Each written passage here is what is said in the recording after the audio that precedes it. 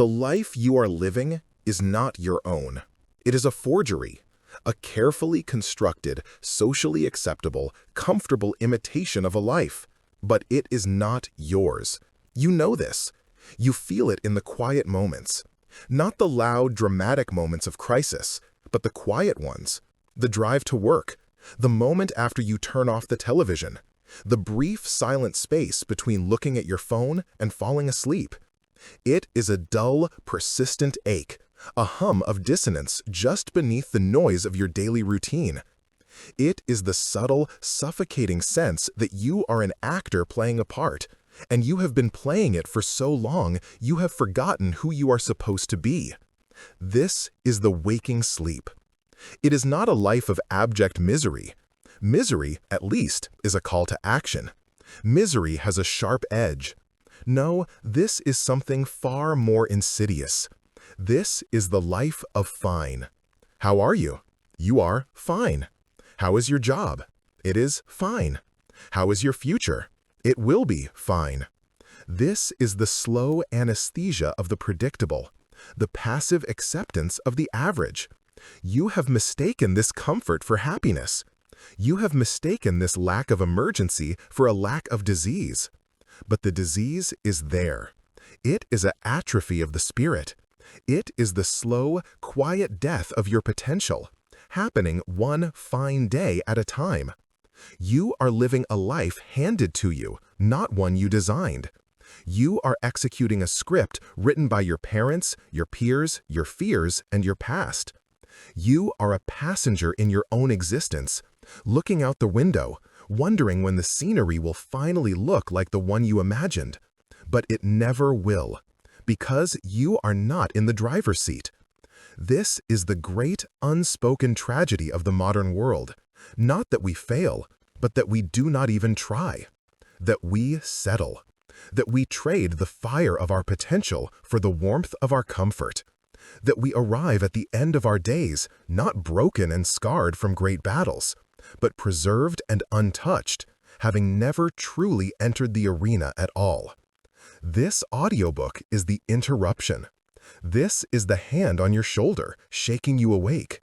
This is the sounding of an alarm you have been subconsciously waiting for.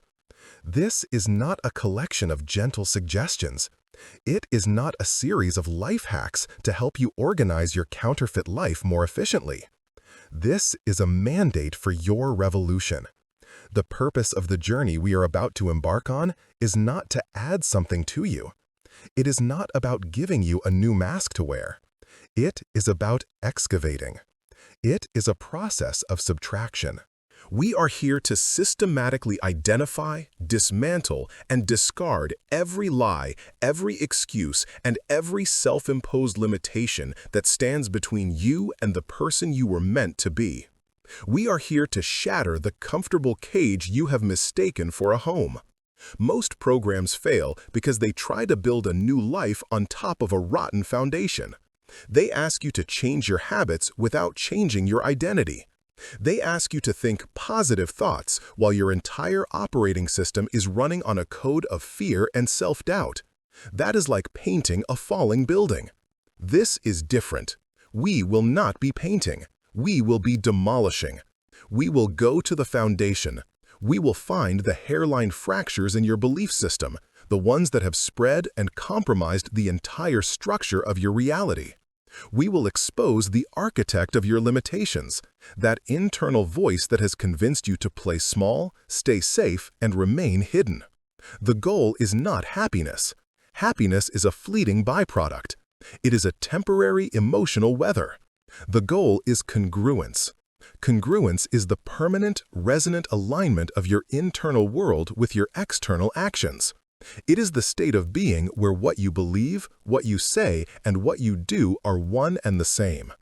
It is the feeling of a life lived with no seams, no masks, and no apologies.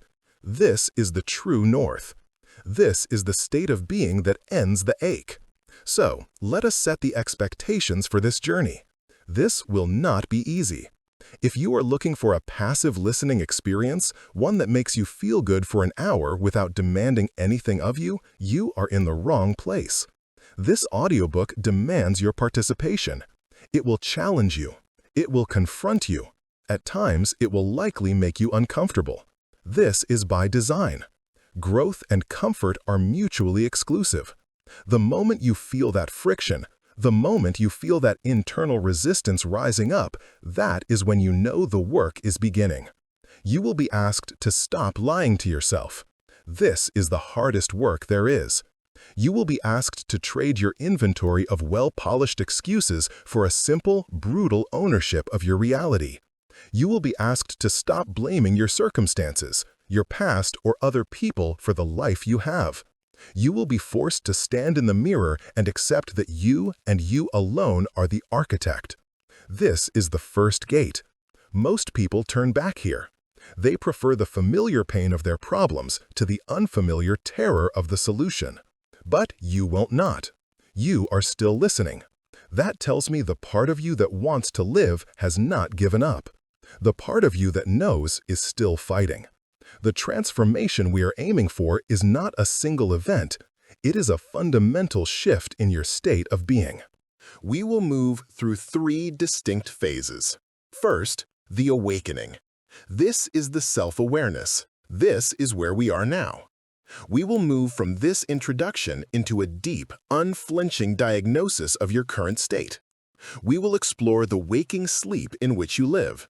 We will identify the architect of your cages, exposing the precise mental architecture that keeps you trapped.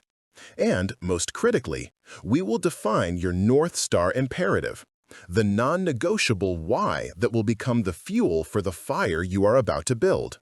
Without this why, all effort is temporary. Second, the crucible. This is the work of change. This is where awareness must become action. This part is not theoretical. We will cover how to draw the line in iron, the psychological mechanism of a true, irreversible decision. We will build the alchemy of daily action, dismantling the myth of motivation and replacing it with the reliable, compounding power of discipline. We will confront the gravity of old scars, preparing you for the inevitable resistance, failure, and boredom that derails so many. And we will forge the unbreakable mind, giving you the tools to master your emotional state and build true resilience. Finally, the ascent. This is the integration. This is where change becomes identity. We will explore the momentum of mastery, the state where your new actions become effortless, automatic, and intuitive. We will feel the resonance of your design, understanding how your internal transformation begins to reshape your external world, your relationships, and your impact. And we will conclude by looking toward the infinite horizon, redefining success not as a peak to be conquered, but as a permanent state of upward climbing. This is the path. It is clear, it is proven, it is difficult, and it is the only one that leads out. What is being asked of you is to make a choice, not a weak, conditional choice, but a vow. You can continue as you are. You can turn this off. The world will not stop. Your routine will be waiting for you. The anesthetic of fine will rush back in, and the ache will dim once more. You can continue to live the comfortable, counterfeit life. You can continue to be the passenger, hoping the scenery improves. Or you can make a different choice. You can choose to draw a line right here, right now. You can decide that the person you are today is the absolute worst you will ever be again. You can decide that the quiet, nagging feeling of more is not a fantasy to be dismissed, but a command to be obeyed. You can choose to end the waking stillness, to reject the script, to begin the difficult, terrifying, and glorious work of designing a life that is, finally, unmistakably, and unconditionally yours. The choice is yours. The work begins now. Let us begin. Chapter 1. The Waking Sleep. When was the last time you felt truly alive? Not just content, not just not sad, not just occupied. When was the last time you felt the sharp, electric current of genuine, high-stakes aliveness? The feeling of your full potential being demanded and the thrill of meeting that demand? If you have to search for that memory, if it is buried under months or years of fine, then you are the subject of this chapter. You are not living. You are simply not dying yet. This is the waking sleep. It is the great, silent epidemic of our time. It is the state of existing in a functional, predictable, and profoundly unfulfilling cycle. It is the life of the drifter. Like a piece of driftwood on a slow, wide river, you are moving, but you are not navigating. You are being carried gently and almost imperceptibly by the currents of other people's expectations, by the path of least resistance, and by the relentless, quiet pull of your own comfort. This state is a masterpiece of camouflage. It does not look like a crisis. It wears the disguise of normalcy. It is a steady job. It is a predictable schedule. It is the mortgage payment, the streaming subscription, and the vague, distant plan for someday. Society has no alarm for this. Society rewards this. You are stable. You are responsible. You are, by all external measures, doing well. But the drift is an inside job. It is a hollowing out. It is the sensation of watching your own life from a great distance.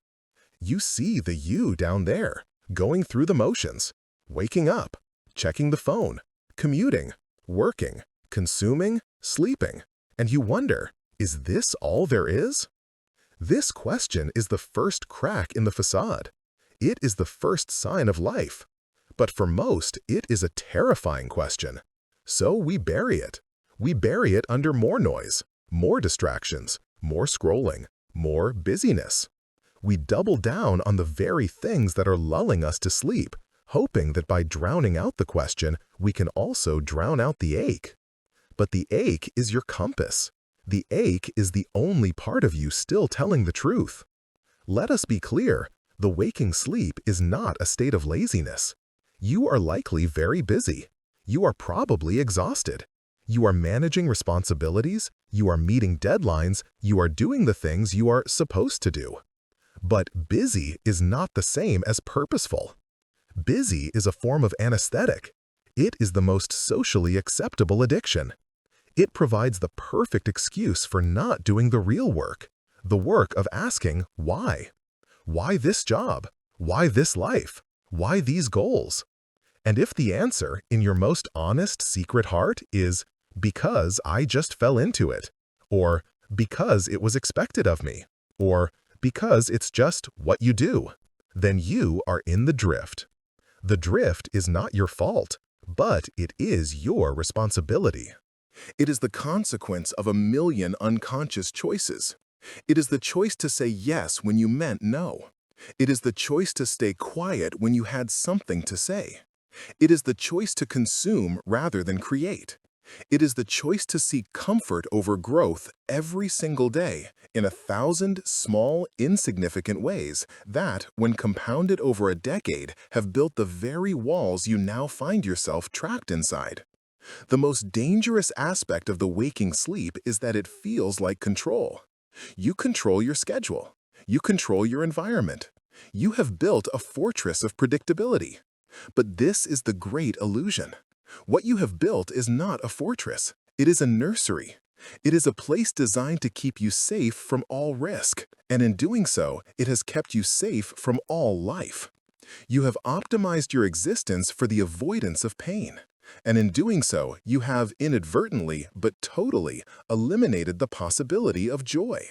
You have not insulated yourself from failure. You have insulated yourself from meaning. Meaning is not found in safety. Meaning is found in the friction. It is found in the striving, the reaching, the risk.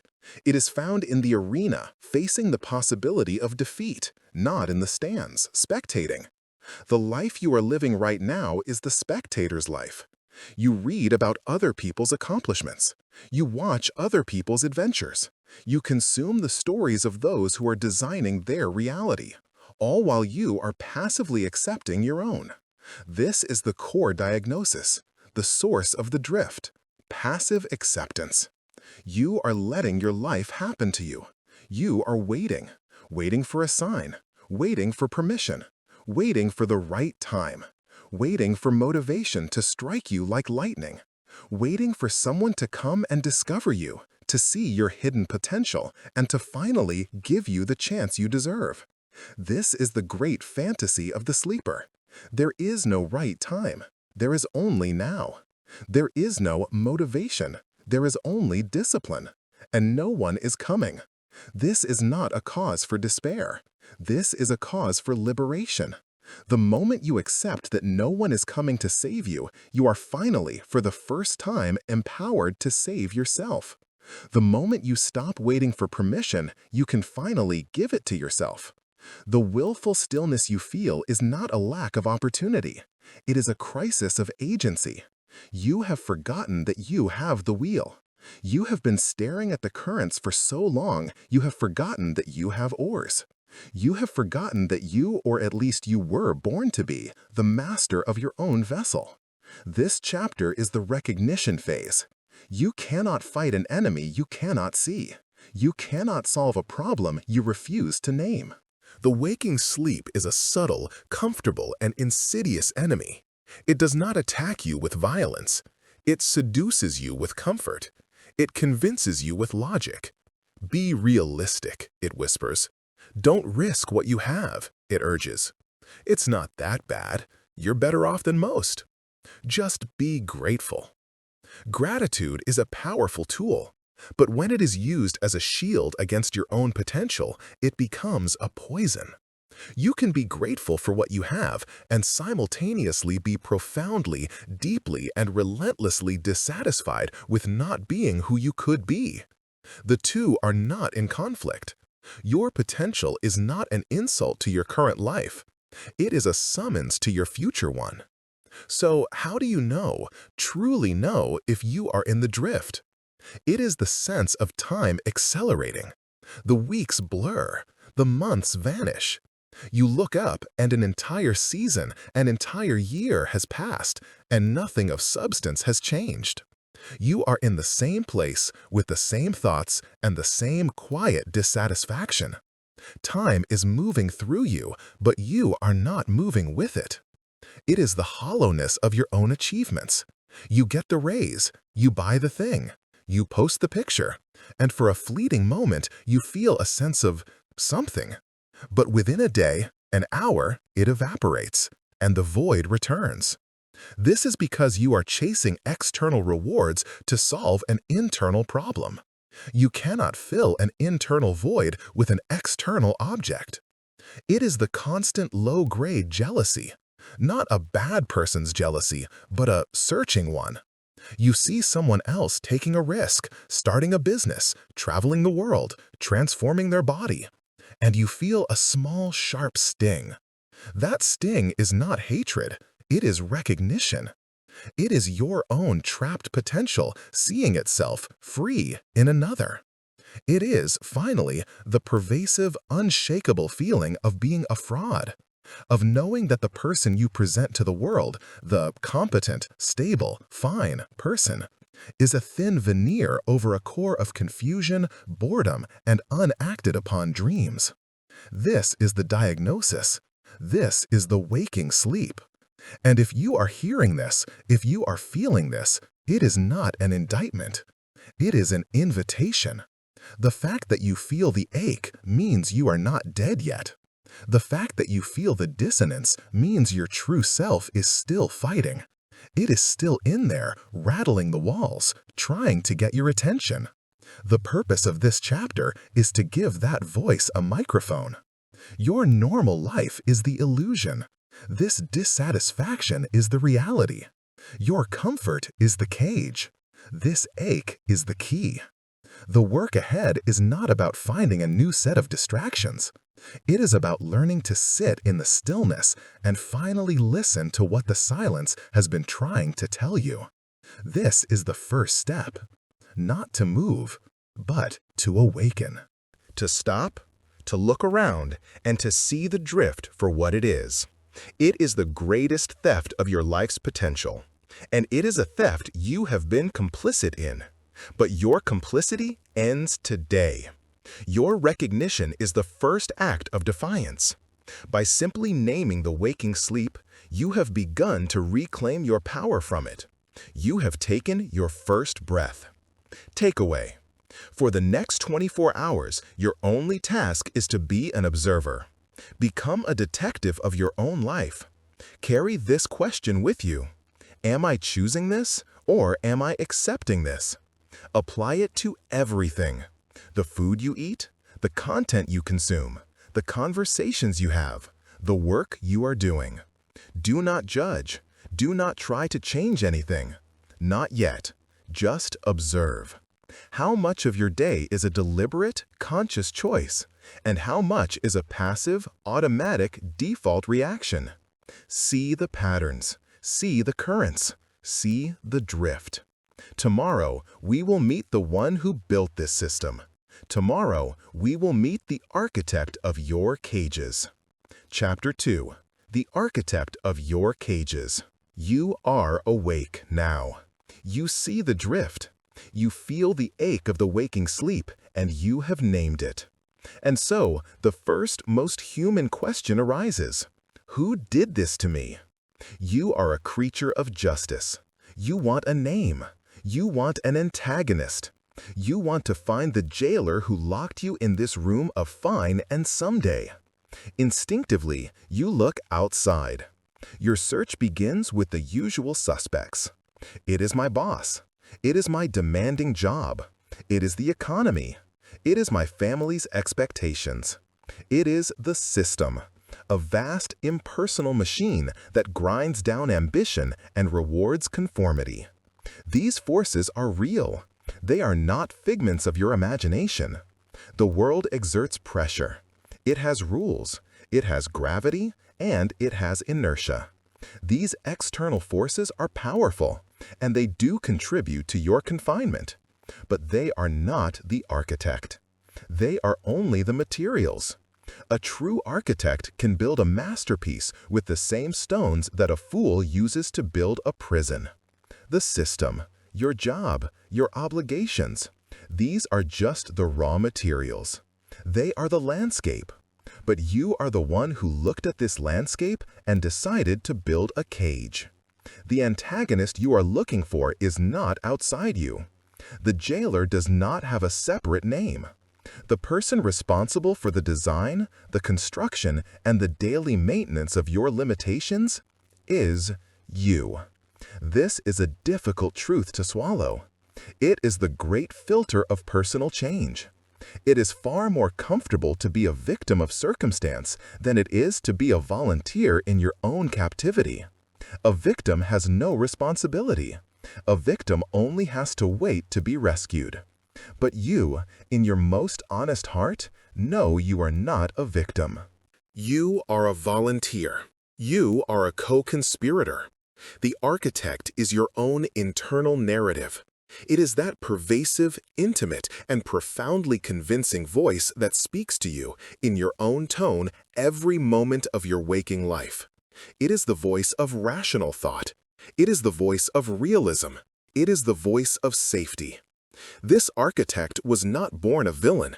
It was born a protector.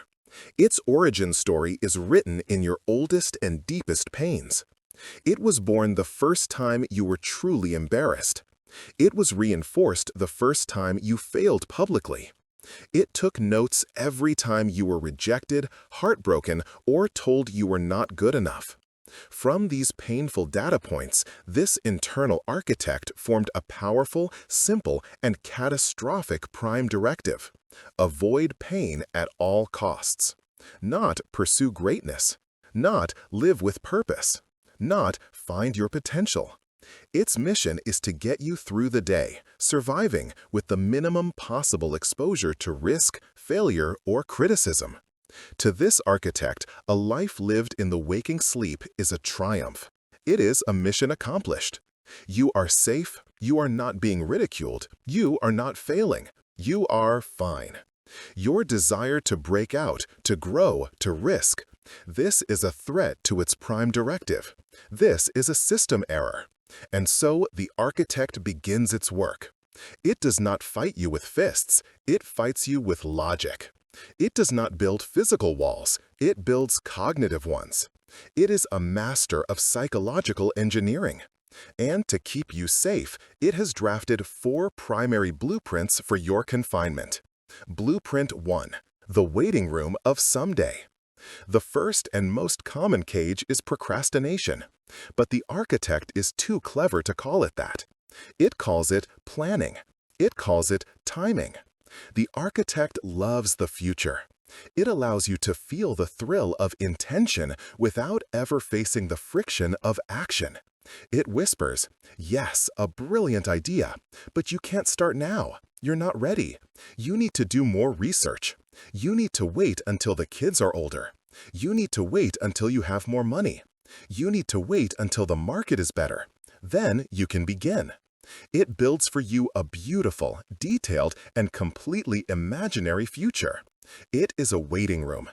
It is comfortable. It is filled with the promise of all the things you will do. And you sit there, waiting for the train of the perfect moment to arrive. But the architect has no intention of letting that train arrive. This blueprint is a masterpiece of deception. It builds a cage out of tomorrow. It shields you from the danger of trying today by promising the safety of succeeding someday. It is an illusion of movement designed to keep you perfectly, paralyzingly still. Blueprint 2. The armor of I am. This is the architect's most sophisticated and insidious design. When you fail to do something, like wake up early or speak up in a meeting, the architect does not say you failed at a task. It says you are a failure. It takes a single behavior and forges it into a permanent identity. I'm just not a morning person. I'm not the kind of person who can. I'm just lazy. I'm an introvert, so I cannot lead. This is the process of turning your limitations into your character. The architect convinces you that your current state is your fixed nature. And the moment you accept this, the cage walls become invisible, because you believe they are you. You are no longer in a prison. You are the prison. This is the armor of I am, and it is a trap. Because once you build an identity around your limitations, you will defend them. You will fight for them. If someone challenges you to wake up early, you will say, "Oh no, I'm not a morning person," as if it were a genetic fact. The architect has turned your cage into your castle, a fortress you will protect at all costs, because you think it is your home. Blueprint 3. The glass wall of perfection. The architect knows you are ambitious. It knows you want to do great work. It will use that very ambition against you. It presents you with the glass wall of perfection. The rule is simple. If you cannot do it perfectly, do not do it at all. This trap is designed for the high achiever. It freezes you. You want to write the book, but you are paralyzed by the thought of a bad first draft. You want to start the business, but you are terrified of the imperfect launch. You want to get in shape, but you miss one day at the gym and declare the entire week a failure. The architect would rather you fail by default than succeed by iteration. Why? Because iteration, the messy, imperfect, public process of trying, failing, and trying again, is the ultimate risk. It is the very definition of pain that the architect is programmed to avoid. So it holds up the impossible standard of perfection. It becomes the ultimate excuse. You are not giving up. You are maintaining your standards. You are not afraid. You are a perfectionist. It is a beautiful, clear, and totally impenetrable wall. You can see the goal on the other side. You can even touch the glass. But you can never, ever break through, because you are not allowed to start. Blueprint 4. The hull of distorted mirrors. The final blueprint is the cage of comparison. In a world of constant connection, the architect has an infinite supply of building materials. It builds a hull of distorted mirrors, showing you only the polished, curated, and victorious outcomes of others.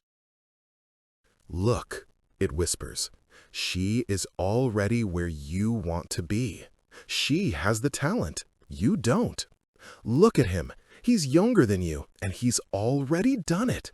You're too late. You've missed your chance. They all have something you lack. They are smarter, more connected, more confident, more everything. This is not comparison. This is a weapon. It is designed to poison your process by fixating on their product. It makes you feel so profoundly deficient, so hopelessly behind, that the most logical, rational-sounding act is to simply stop, to not even bother. It is a preemptive strike on your motivation. The architect ensures you are defeated in your own mind before you ever step onto the field. These are the blueprints: the waiting room of someday, the armor of I am, the glass wall of perfection, the hall of distorted mirrors. These four designs, working in concert, create an elegant, self-maintaining, and almost inescapable cognitive habitat. A cage perfectly tailored to your specific fears, your specific history, and your specific ambitions. And the architect is you. The prisoner is you. And the jailer is also you. You must let this realization land, not as a sentence, not as a moment of shame, but as the most profound liberation you will ever experience. If you are the architect, you know the blueprints. If you are the jailer, you have the keys. You are not waiting for a rescue. You are not powerless. You are not a victim. You are, quite simply, a choice. The architect's power has never been in its strength. It has been in its invisibility. It has been masquerading as your own rational, protective thought. It has been hiding in plain sight, sounding exactly like you. The work of this chapter, the first true act of your revolution, is to shatter that invisibility. It is to create separation, to realize that you are not your thoughts. You are the observer of your thoughts. You are the conscious, intentional self who can listen to the architect's fearful whispers and disagree. You now have the blueprints. You can see the design. You can, for the first time, hear the architect's voice and not mistake it for your own. Takeaway: for the next 24 hours, your task is to listen and label. Become an auditor of your own mind. When you find yourself resisting a task, listen. When you hear, "I'll do it tomorrow, I'm too tired right now," pause, and in your mind say, "I hear you." That is the architect using the someday blueprint. When you hear, "I can't go to that event, I'm just not a people person," pause and say, "I see you." That is the architect using the I am armor. When you hear, "I have a great idea, but I don't know where to start. It's too complicated," pause and say, "I know this one." That is the architect building the glass wall of perfection. This is not a fight. You are not trying to argue with the architect. You are simply tagging it. You are taking an unconscious process and dragging it, kicking and screaming, into the conscious light. You are introducing the architect to you. Chapter 3: The North Star Imperative. You have seen the cage. You have met the architect. You are now standing in the ruins of your own cognitive prison. You have torn down the blueprints. The waiting room of someday is in ashes. The armor of I am lies in pieces. You are, for the first time in a long time, unbound. But you are also lost. This is the terrifying, silent, and vital moment that follows the awakening. The architect, for all its insidious work, gave you one thing: direction. It was a negative direction, a direction of safety, avoidance, and not failing. But it was a direction nonetheless. Now that is gone. You are standing in an open field, and the silence is deafening. There are no more excuses. There are no more rational reasons to stay still. There is only the void. And this void demands an answer to the most difficult question of all. What now? This is the moment where most revolutions die, not in fire, but in a vacuum. People escape their cages only to find themselves paralyzed by the sheer, crushing burden of their own freedom. Without a map, without a destination, they eventually, quietly, wander back to the only home they have ever known. They rebuild the cage wall by wall, because the familiarity of the prison is less terrifying than the ambiguity of freedom. The architect, battered but not defeated, waits for this moment. It sees your hesitation, and it begins to whisper again. See? I told you, there is nothing out here for you. It's cold, it's empty. At least in the cage you were warm. You knew the rules. You need an answer to that whisper. You need a force more powerful than the pull of that old gravity. You do not need motivation. Motivation is a feeling. It is a fleeting, fair-weather friend. It is the chemical rush that gets you to start, but it will never be the thing that gets you to finish. It is a spark, and what you need is a furnace. You do not need passion. Passion is an emotion. It is wonderful, but it is fickle. It burns hot and it burns out. You will not be passionate every day. You will not feel like it on the cold, dark, difficult mornings. You need something more. You need an imperative. An imperative is not a want. It is not a wish. It is not a goal. A goal is, I want to lose 20 pounds. An imperative is, I must be the kind of person who is physically capable of protecting his family. A goal is, I would like to start a business. An imperative is, I must build a life of my own design so that my time is never again traded for a wage I do not respect. A goal is external. An imperative is internal. A goal is a preference. An imperative is an identity. A goal is a nice to have. An imperative is a non-negotiable. It is your North Star. It is the single, fixed, unwavering point of light in the chaos of your life. It is the one thing that does not move, no matter how disorienting the storm. It is the standard against which all other decisions, all other actions, and all other thoughts are measured. When you have an imperative, your life simplifies. It does not get easier, it gets simpler. Every decision is now passed through a single, brutal filter. Does this move me closer to my North Star, or does it move me further away? The architect's whispers of, I'm too tired, are met with the imperative's roar of, this is required. The seduction of, I'll do it tomorrow, is met with the imperative's cold, clear statement. Now is the only time that exists. This is the fuel. This is the furnace. This is the why that will endure anyhow. So, where do you find it? You have been told to find your passion. This is the single most destructive piece of advice of the last 50 years. It sends you on a scavenger hunt, looking for a magical, pre-existing thing that will, upon being discovered, make all work feel effortless. This is a fantasy. Your imperative is not found. It is not a buried treasure you stumble upon. It is forged. It is forged in the fires of your deepest dissatisfaction. It is built brick by brick from the things you will no longer tolerate. The North Star is not born from a dream. It is born from a vow. Your greatest moments of clarity will not come from staring at a sunset, wondering what you want. They will come from staring at the things in your life that you despise and making a decision.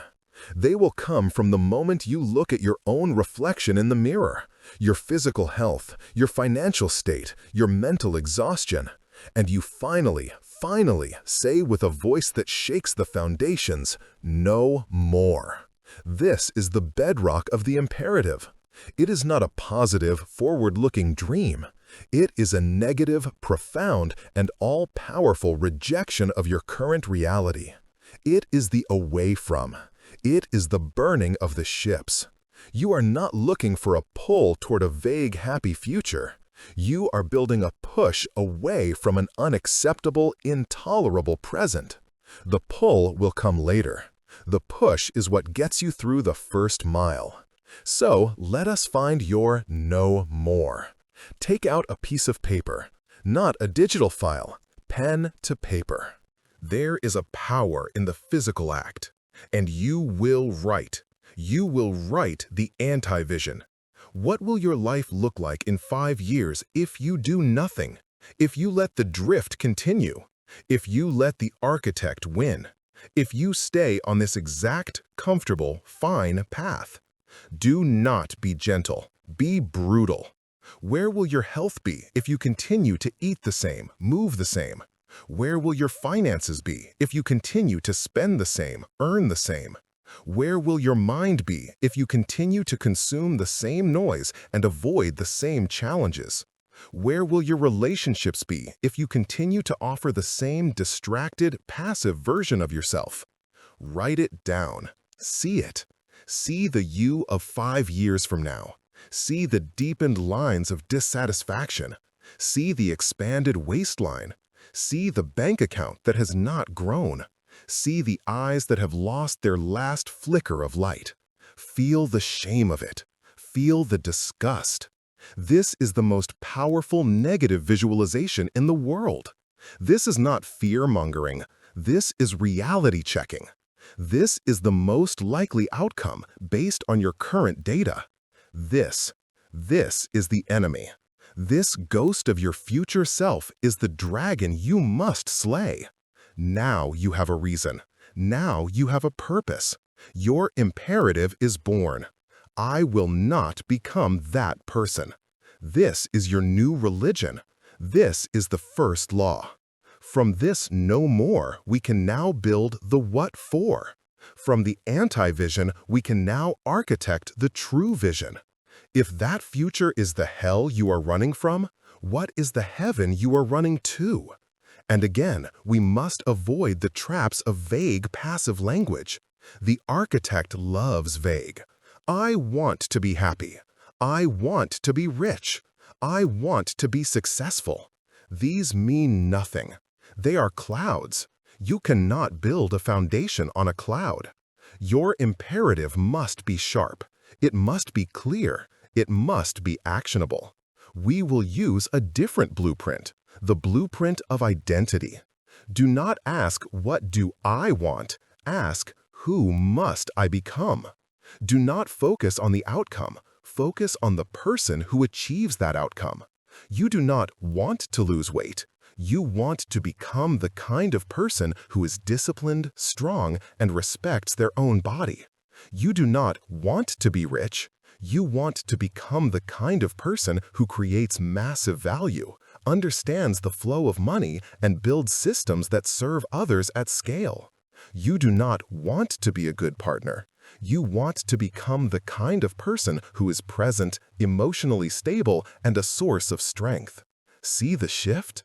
A want is a thing. It is external. It can be given and it can be taken away. An identity is a state. It is internal. It must be earned. Your North Star imperative is a statement of being, not a statement of having. I am the person who never misses a promise to myself. I am the person who creates, not just consumes. I am the person who moves toward the difficult, not away from it. I am the person who is a source of order in the chaos. This is your new compass. When you are tired, when you are tempted, when the architect whispers, "It's fine, just this once," you will not be measuring the action. You will be measuring your identity.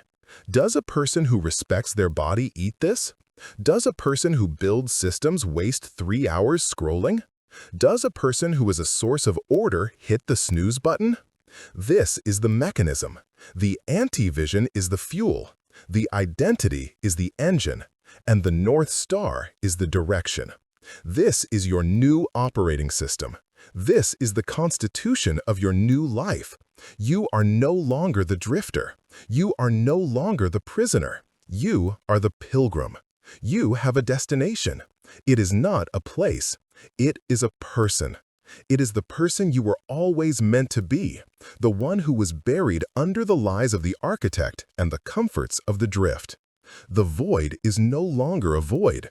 It is a path. And you are no longer lost. You are aimed. Takeaway: your task for the next 24 hours is to forge your imperative. Take a new sheet of paper. At the top, write the North Star. First, write your anti-vision. Write down in detail the future you reject, the no more. Second, from that rejection, forge your new identity. Who is the opposite of that person? Define the person you vow to become. Write it in the present tense. I am. I am the person who. This is not an affirmation. This is a declaration. It is a declaration of war against your old self. This piece of paper is your map. It is your constitution. Place it somewhere you will see it every single morning. This is your new why. Tomorrow, we stop planning. Tomorrow, we draw the line. Chapter 4. Drawing the Line in Iron. There is a vast, desolate graveyard where all good intentions go to die. It is a place littered with the ghosts of I should, the skeletons of I will, and the epitaphs of tomorrow. Your architect has a season pass. It has built a home there. It is the land of broken vows and forgotten resolutions. It is the place where the idea of change felt good for a moment before the reality of the work set in. And why? Why does this graveyard grow larger every single day, filled with the potential of millions? It is because we have forgotten what a decision is. You have your North Star. You have your no more. You have forged your imperative. You feel the stirrings of a new power. You are ready. And so you say, I have decided. I have decided to get in shape. I have decided to start the business. I have decided to write the book. And nothing happens. Nothing happens because you have not decided. You have simply stated a preference. You have expressed an interest. You have announced a hope. You have confused a momentary flicker of emotional enthusiasm with the unbending structural force of a true commitment. This is the great, fatal misunderstanding that keeps you in the waking sleep. We believe a decision is a casual internal thought. We decide what to eat for lunch. We decide what to watch in the evening. We treat the act of life-altering transformation with the same casual, low-stakes energy as choosing a flavor of ice cream. And then we are shocked when the architect's voice, the pull of old gravity, and the slightest breeze of inconvenience shatters our decision into 1,000 pieces. Your preference is meaningless. Your interest is worthless. The architect eats interest for breakfast. It knows that interest is weak. It knows that preference will fold the moment it gets uncomfortable. We are here today to reclaim the lost, ancient, and violent power of deciding. The word decision has its roots in the Latin cadere. It means to cut off. It is the same root as incise, excise, homicide. It is not a gentle word. It is a word of action. It is a word of finality. It is a word that implies a severing. A true decision is not the act of choosing one path. It is the act of cutting off all others. It is the act of standing at the crossroads, pointing toward your North Star, and then setting fire to every other bridge, every other path, and every other escape route behind you. It is the burning of the ships. The decision is not, I am going to try to sail toward that star. The decision is, I am going to reach that star, or I am going to die in the attempt. Those are the only two outcomes. Retreat is not one of them. This is the kind of decision the architect fears. This is the one and only thing that can break its power, because the architect's entire strategy is built on the option of retreat. Its power is in the what if. Its sanctuary is maybe not. What if it's too hard? What if you fail? Maybe you should just go back to being safe. A true decision murders maybe. This is why, up until this point, all your resolutions have failed. You made them with an exit strategy. You went to the gym, but you kept the junk food in the pantry, just in case. You started the business plan, but you kept your resume polished, just in case. You started the new habit, but you told yourself, I'll try this for a few weeks and see. You did not cut off the old life. You simply negotiated with it. You tried to build your new future on a polite handshake agreement with your failed past. And your past will always win that negotiation, because your past has the leverage of comfort. Today, the negotiations end. We are not drawing a line in the sand. The tides of emotion, the winds of a bad day, will wash a line in the sand away before noon. We are here to draw a line in iron. It is a line that is forged.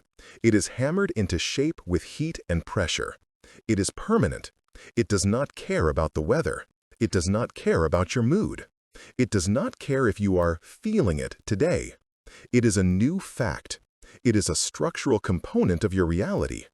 The line is this: the person I was yesterday is no longer an option. That version of you, the one who negotiates with mediocrity, the one who accepts the drift, the one who honors his fears more than his potential, is dead. He died the moment you drew this line. You are no longer that person. This is the psychological break. It is an act of identity-level warfare. You are not a person who is trying to be disciplined. You are a disciplined person. And a disciplined person does not negotiate with the part of his mind that wants to be weak. This is the great test. The moment you make this decision, truly, in your bones, the moment you cut off the old you, the architect will launch its final, desperate, all-out assault. It will not whisper. It will scream. It will hit you with a tidal wave of every fear, every insecurity, and every rational-sounding piece of logic it has. Who do you think you are? This is arrogant. This is foolish. You are going to lose everything. You are not this person. You are an imposter. You are a fraud, and everyone is about to find out. This is the last stand. This is the voice of your own comfortable prison begging you not to leave. It is the final agonizing pull of the old gravity. 99% of people break here.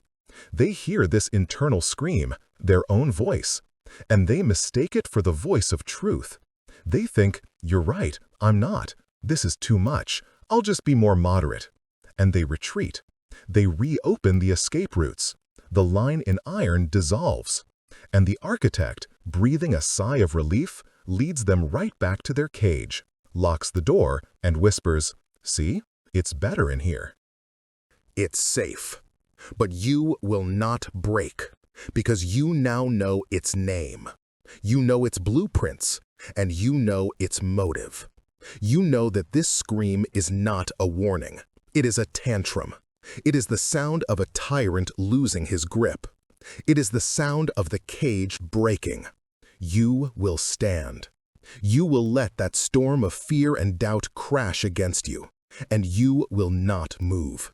You will look that voice in the eye, and you will say, I hear you, I see you, but you are no longer in charge. Your services are no longer required. A true decision has two parts: the internal vow and the external proof. The internal vow is the line in iron. It is the psychological break. But it is not enough. A decision that is not immediately anchored by a physical, real-world, non-negotiable action is not a decision. It is an opinion. It is a puff of smoke. The architect lives in the abstract. It lives in the someday. It hates the specific, concrete right now. You must anchor your new identity to a physical act, so that your mind has proof that the change is real. You have decided to be a healthy person? Your first act is not, I'll go for a run tomorrow. Your first act is to walk right now to your kitchen and throw every single piece of junk food into a garbage bag. The decision is not real until the bag is full. You have decided to be a writer? Your first act is not, "I'll outline my book this weekend." Your first act is to open a document, set a timer for 20 minutes, and write. The decision is not real until the timer goes off. You have decided to be a person of discipline? Your first act is to set your alarm for 5 a.m. and put it on the other side of the room. The decision is not real until the alarm is set. This first action must be immediate. It must be symbolic, and it must be non-negotiable. This is the first brick in the new foundation. This is the first piece of evidence you are giving to your own mind that the rules have changed. This act is a ritual. It is a declaration in the physical world of the war you have declared in your mind. You are signaling to every part of your being, to your conscious mind, to your subconscious, and to the architect itself, that the policy has changed, effective immediately. The old regime is over. The new one has just begun. This is the power you have been ignoring. The power to simply draw the line. You do not need permission. You do not need the perfect plan. You need a vow. The plan will be revealed in the doing. The motivation will be created by the action. The readiness will be forged in the friction. All you need in this moment is to decide, to cut off all other possibilities, to seal the exits to your past, to make your retreat impossible. The choice is not complicated. It is simple. But it is not easy.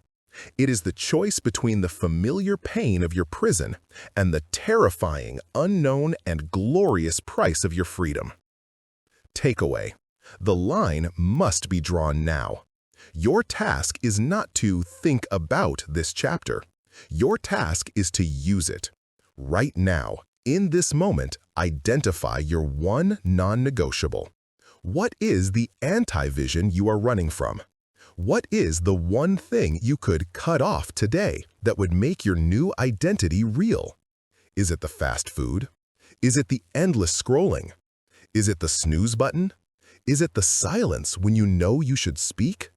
Identify it. Now, draw the line in iron. Make the internal vow, "I am no longer the person who does this." Finally, and most importantly, perform the immediate physical act. Get up. Go to the pantry. Delete the app. Set the alarm. Make the call. Anchor the vow. The work of someday begins today. Do it now. Chapter 5. The Alchemy of Daily Action. You have drawn the line in iron. The old life has been severed. The decision is made. You wake up the next morning. The fire of your vow is coursing through your veins. You are ready. You are energized. You feel motivated. And this is the single most dangerous moment in your entire journey. You believe this feeling, this electric, chemical rush of enthusiasm, is the fuel that will get you to your North Star. You think, "This is it. I finally found it. As long as I feel this good, I can't be stopped." But this feeling is a traitor. This motivation you are experiencing is not the cause of your change. It is the byproduct of your recent clarity. It is a wonderful, fleeting, and utterly unreliable high, and it will abandon you. It will abandon you on a Tuesday morning when it is raining and you slept badly. It will abandon you after an argument when you feel defeated and small. It will abandon you on the 47th day when the novelty has worn off and the results are not yet visible, and the work just feels like work. What will you do then? If your entire plan for transformation is built on the flimsy foundation of feeling like it, you have already failed. You have simply built a new, more hopeful-looking cage, a cage that only exists on good days. Relying on motivation is a state of profound powerlessness. It is outsourcing the control of your life to your most fickle, unpredictable, and primitive emotions. It is waiting for the weather to be perfect before you set sail. The architect loves this. It is the most sophisticated trap in its arsenal, far better than simple fear. The architect will let you be motivated. It will let you sprint for 3 days. It will watch you burn all your emotional fuel in one glorious, heroic, and unsustainable burst. And it will wait. It will wait for that feeling to fade. And when it does, when you are exhausted and the high is gone, it will slide in and whisper, "See, it wasn't real. You're not the person who does this. You just got excited. It's over. Let's go back." This is the cycle of failure. Today, we break that cycle permanently. We are going to dismantle the fantasy of motivation and replace it with the iron, all-weather engine of discipline. You have been taught that discipline is a punishment. It is a gray, joyless, militaristic existence. This is a lie, crafted by the architect to keep you weak and impulsive. Let us redefine the term. Discipline is not punishment. It is the structure of your freedom. It is not a grind. It is the craft of building a life you respect. It is not a feeling. It is a system. And most importantly, discipline is the ultimate act of self-love. It is the highest form of respect you can show yourself. It is the act of choosing your imperative over your impulse. It is the daily, repeated, conscious decision to honor the vow you made to your future self, over the temporary, nagging comfort of your past self. Motivation is cheap. Discipline is priceless. Motivation is a spark. Discipline is the reactor. So, how do you build this reactor? You are not a disciplined person by nature. No one is. You become one. You build the system piece by piece. The first rule of this new system is this: you do not control the outcome. You only control the action. This is the alchemy. This is the central secret. Your goal, the North Star, is the outcome. It is the transformed body, the thriving business, the finished novel. You do not, in this moment, control that. It is too big. It is too far away. The architect will use the distance to that goal to paralyze you. It will point to the mountaintop and say, "Look how far you have to climb. It's impossible. You should just stay here." You must stop looking at the mountaintop. Your focus is no longer the destination. Your focus is the step. Your focus is not the year. It is not the month. It is not even the day. Your focus is the action, right here in this immediate moment. You do not write a book. You sit in the chair and write one sentence. You do not get in shape. You put on your shoes and do one push-up. You do not build a business. You make one phone call. This is the atomic shift. We are not looking for a heroic, grand gesture. We are looking for the smallest possible action that is repeatable, non-negotiable, and aligned with your new identity. The architect builds resistance by making the task seem enormous. We bypass its defenses by making the task seem trivial. What is the one thing that, if you did it every single day, would compound into your new life? Find that one small atomic-level action. This is your new unit of work. The second rule of the system is this: action is not the end of the process. Action is the start of it. You have been living your life in reverse. You have been waiting to feel good, to think the right thoughts, so that you could act. This is the feel, think, act model, and it is a failure. The true model, the model of the disciplined, is the opposite: act, think, feel. You do not wait to feel motivated to go for a run. You run. And in the doing of the run, your thoughts will begin to change. I am doing this. I am the person who shows up. And after the run, having proven your identity to yourself, you will feel the reward. You will feel proud. You will feel accomplished. You will feel motivated. Action is the cause of motivation, not the other way around. Action is the kindling. The feeling of motivation is just the smoke. Stop chasing the smoke and start building the fire. This is the engine. The doing is the fuel. The third rule is the one that holds it all together. You are what you repeatedly do. Your identity is not a fixed internal truth. Your identity is the average of your habits. Every action you take is a vote cast for the person you want to be. Every time you hit the snooze button, you are casting a vote for, I am the person who breaks his own promises. Every time you choose the easy distraction, you are casting a vote for, I am the person who cannot be trusted. But every time you do the work, no matter how small, every time you make the hard choice, every time you honor the vow, you are casting a vote for your new identity. When you do that one push-up, you cast a vote for, I am a disciplined person. When you write that one sentence, you cast a vote for, I am a writer. When you make that one call, you cast a vote for, I am a builder. A single vote does not win the election. It is invisible. You will not feel different after one push-up. This is where most people quit. They cast one vote, see no change in the mirror, and say, this isn't working. But the alchemy is not in the single action. It is in the compounding of the actions. 1 vote is nothing. 10 votes are a trend. 100 votes are a new habit. 1,000 votes, that is a new identity. Your new life is not a transformation. It is an accumulation. It is the slow, patient, and relentless accumulation of votes. It is the chain of daily action. Your only job is to not break the chain. You do not need to do a heroic workout. You just need to not break the chain. Even if your vote for the day is 1 minute of walking, you cast the vote. You showed up. You honored the vow. You do not need to write a perfect chapter. You just need to not break the chain. Write 1 paragraph, but cast the vote. This is the alchemy of daily action. It is the process of turning the mundane into the miraculous.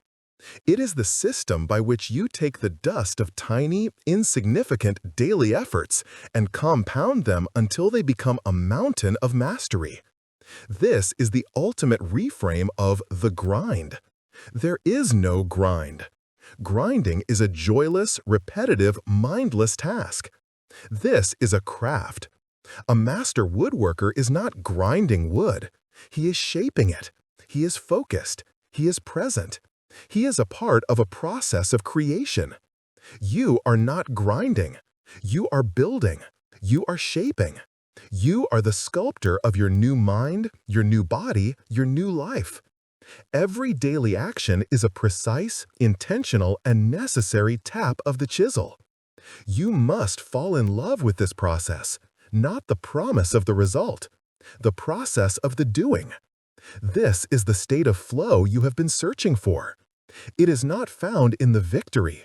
It is found in the deep, focused engagement with the task itself. The architect cannot fight this system. It has no defense against it. The architect's weapons are boredom, impatience, and distraction. This system defeats boredom by focusing on the atomic act. It defeats impatience by focusing on the chain instead of the outcome. It defeats distraction by giving you a clear, singular vote to cast. This is the engine. It runs on action. It requires no feeling. It is impervious to your mood. It is the system that will carry you through the darkness long after the fires of your initial motivation have burned out. This is your new reality. You are no longer a person who waits to be inspired. You are the source of the inspiration. Takeaway: your task for the next 24 hours is to define your vote. Forget the mountain. Forget the year. Look at your North Star. Look at the identity you declared. What is the one atomic action you can take today to cast a vote for that identity? Make it so small you cannot fail. 1 push-up, 1 minute of meditation, 1 sentence written, $1 saved. Define your vote. Then cast it. And your only other task? Be ready to cast it again tomorrow. The chain has begun. Do not break it. Chapter 6. The Gravity of Old Scars.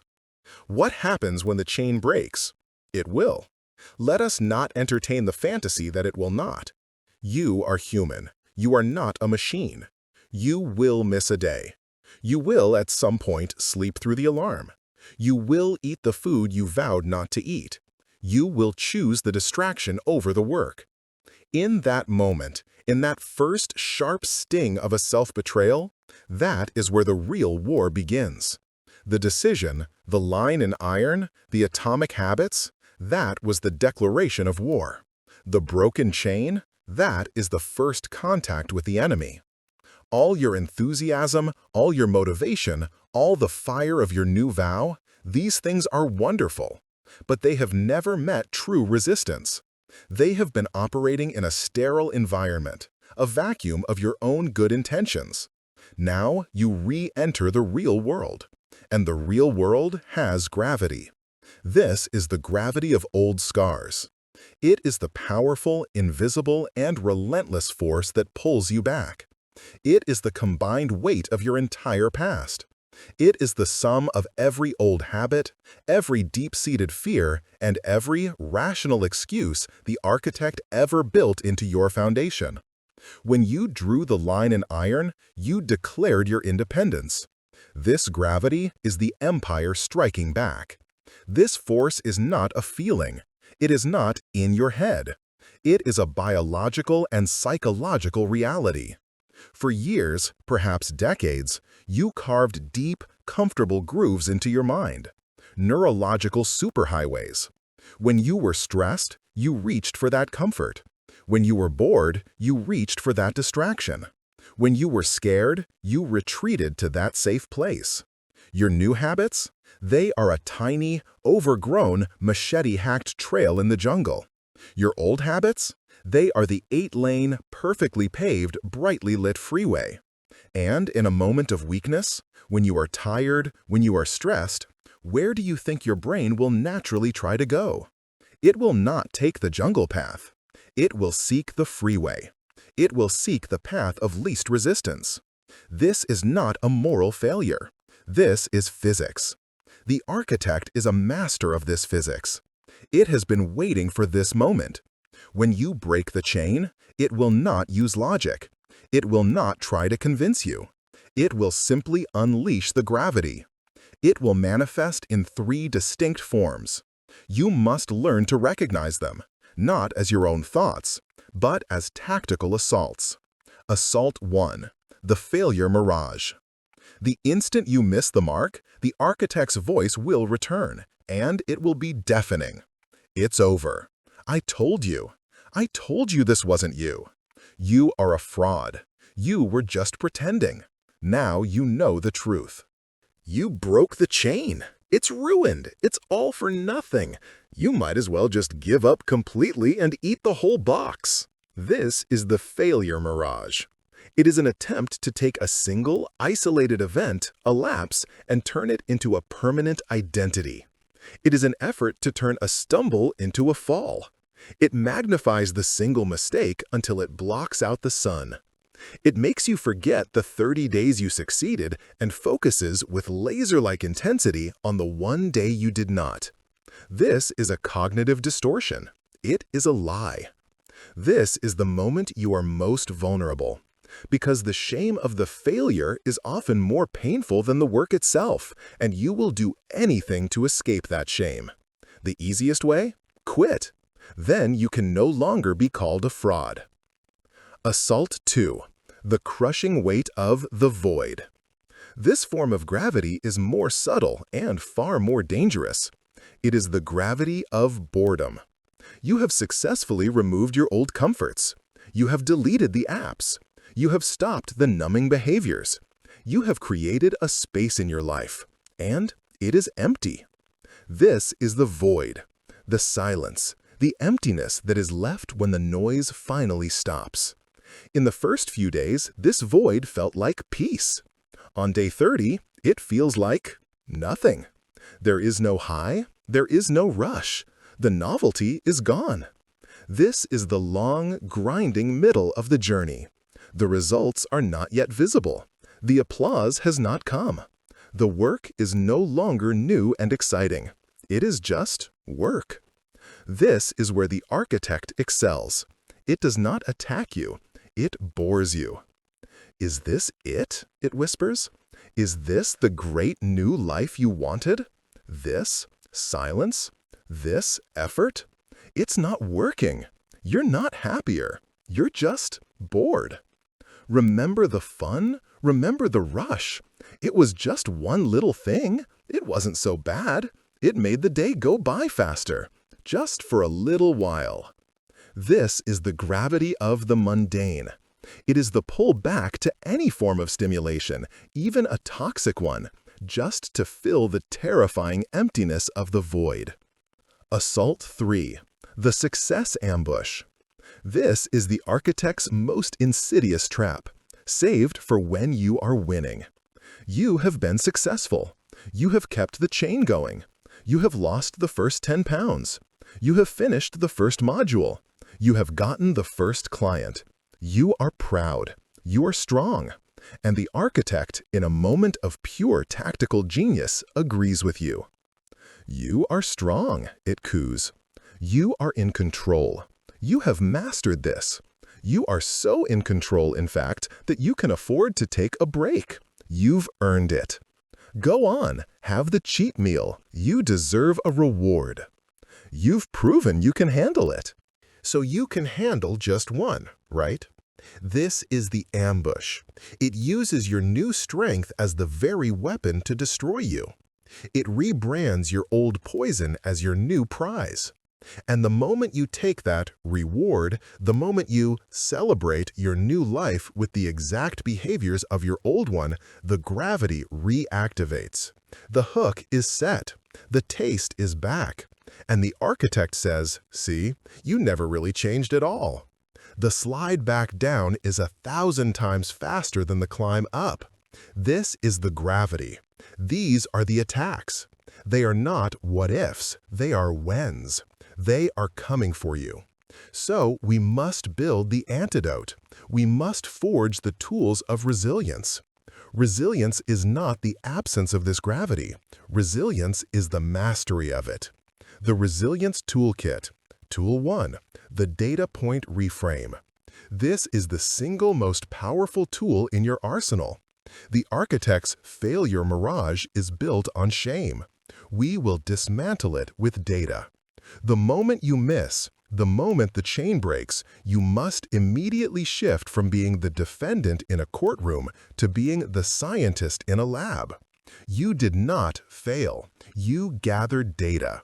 A failed experiment is not a moral failing. It is a learning event. A scientist does not weep at a petri dish. He does not shame the results.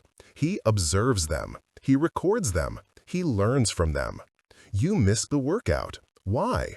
Be a scientist. Hypothesis: I was too tired.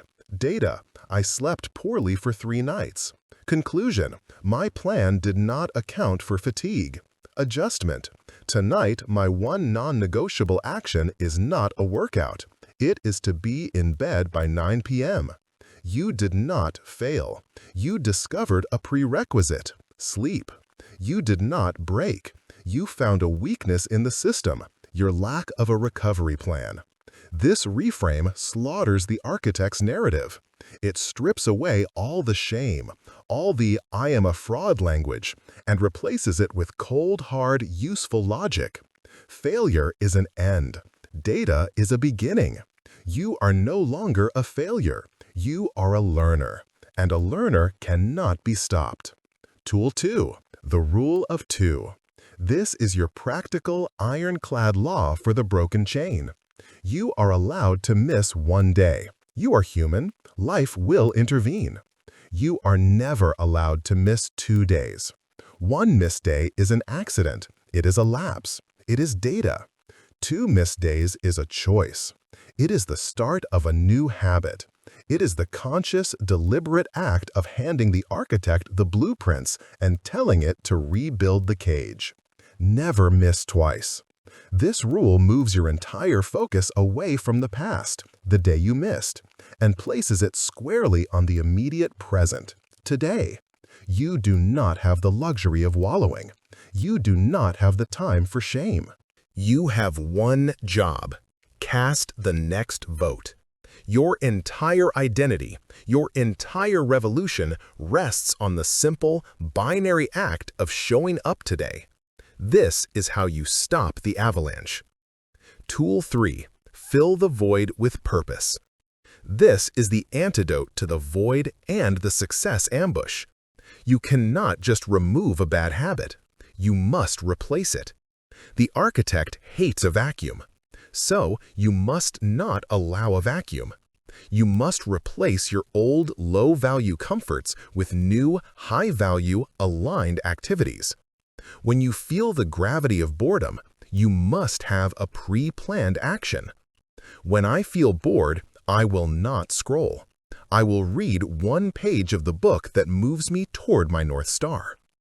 When I am stressed, I will not eat. I will put on my shoes and walk for 5 minutes. You are replacing a passive comfort with an active one. This also disarms the success ambush. Your reward for a week of clean eating is not a box of poison.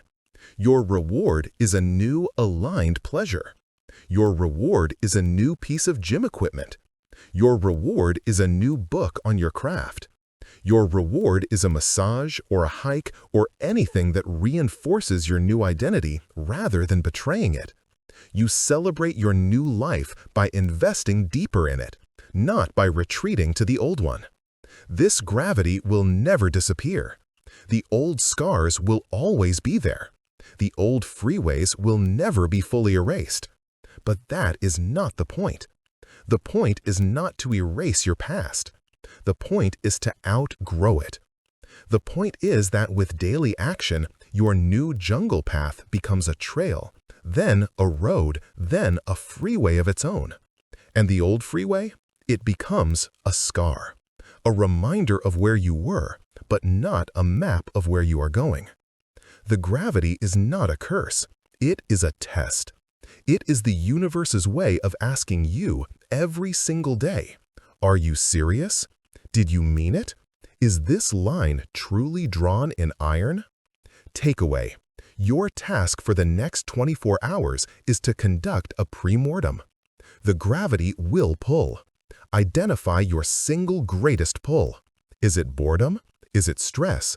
Is it a person? Is it a time of day? Identify your number one trigger. Now, design one replacement action using Tool 3. Write it down. When X happens, I will Y.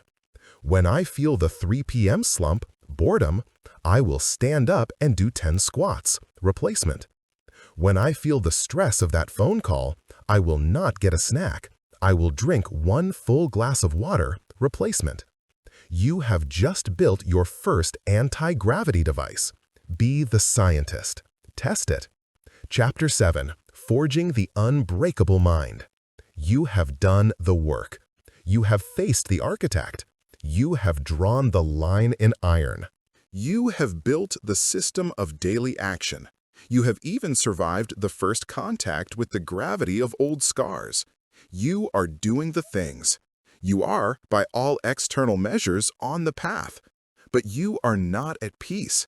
Your actions are disciplined, but your mind is still a war zone. It is still loud. It is still chaotic. It is still, on most days, an enemy. You do the work, but you do it while your mind is screaming at you to stop. You honor the vow, but you do it while fighting a tidal wave of internal doubt, fear, and fatigue. You have managed to separate your behavior from your feelings, but you are exhausted from the fight. This is the great, hidden plateau. Mastering your actions is only half the war. If you do not win the other half, you will eventually lose. The sheer exhaustion of fighting your own mind day after day will eventually wear you down. The architect will win not by force, but by a war of attrition. Your actions are your new foundation, but your mindset is the atmosphere of your new world. And right now, that atmosphere is toxic. We are here to change that. This chapter is about forging the final and most important piece of your new self. We are moving beyond managing your old habits and into mastering your internal state. We are here to forge the unbreakable mind. Let us be clear about what this means. The unbreakable mind is not a happy mind. It is not a mind that is free of negative thoughts or fear or pain. That is a fantasy. It is a lie sold to you by those who have never been in a real fight. A mind that cannot feel pain is not strong. It is numb. A mind that cannot feel fear is not brave. It is foolish. No, the unbreakable mind is not a mind that feels less. It is a mind that endures more. It is not a mind that avoids the storm. It is a mind that is the anchor in the storm. It is a mind that can feel the full, crushing weight of fear and take the next step anyway. It is a mind that can feel the sting of criticism and sift it for data. It is a mind that can feel the agony of discomfort and lean into it, knowing it is the signal of growth. It is a mind that you own, a mind that is your tool, not your master. This is the state of mental sovereignty. You have been trained your entire life to believe the opposite. You have been trained to be a reaction machine. A headline flashes, you react. An insult is thrown, you react. A feeling of discomfort arises, you react. Your mind, in its default state, is a puppet, and your internal triggers and external circumstances are the puppeteers. Positive thinking movement tried to solve this by telling you to just be happy, to ignore the negative, to affirm your way out of problems.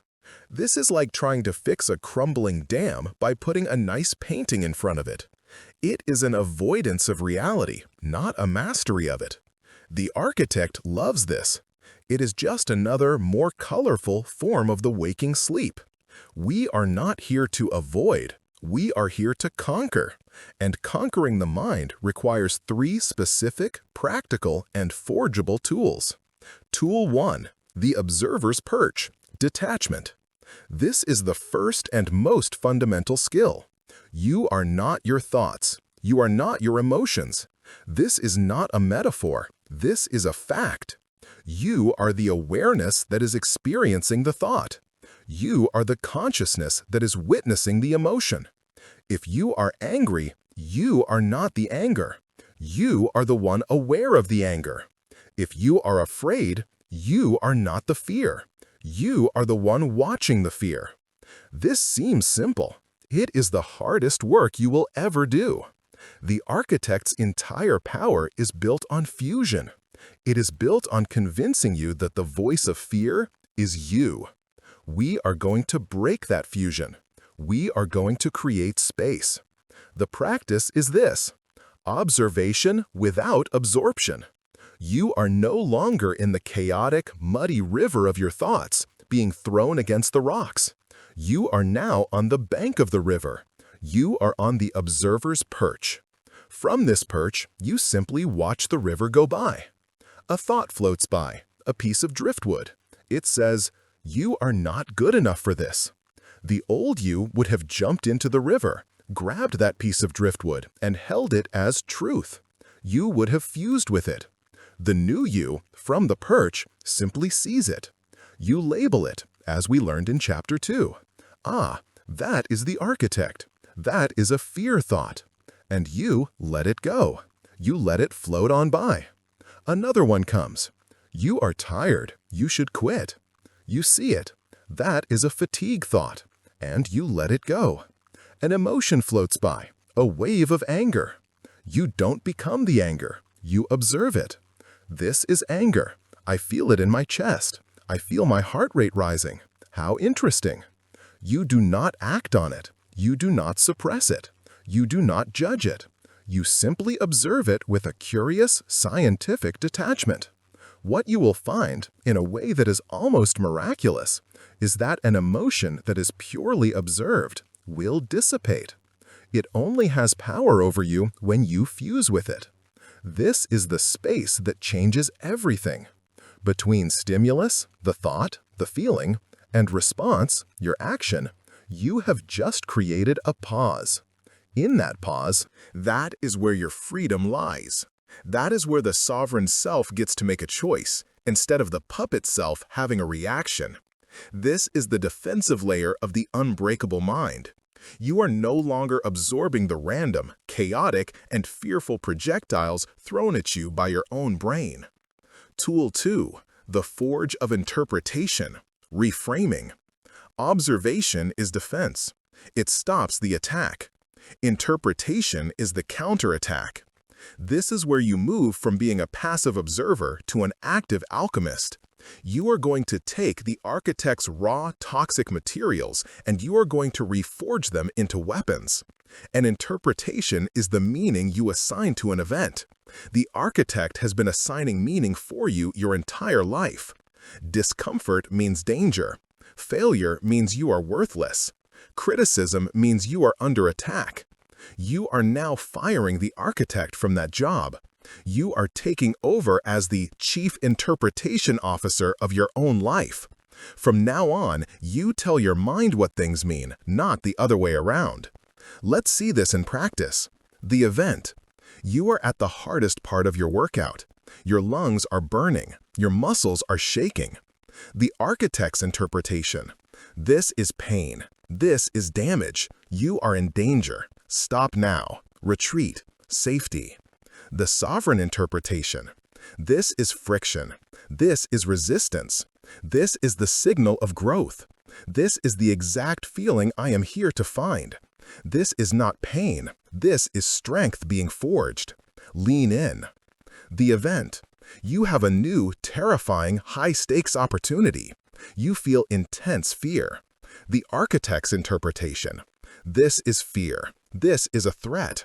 You will be humiliated. Run. Retreat to what you know. The sovereign interpretation. This is fear. This is resistance. And resistance is a compass. It is pointing directly to the exact thing I must do to grow. This fear is not a barrier. It is a gateway. The size of the fear is the measure of the opportunity. The event.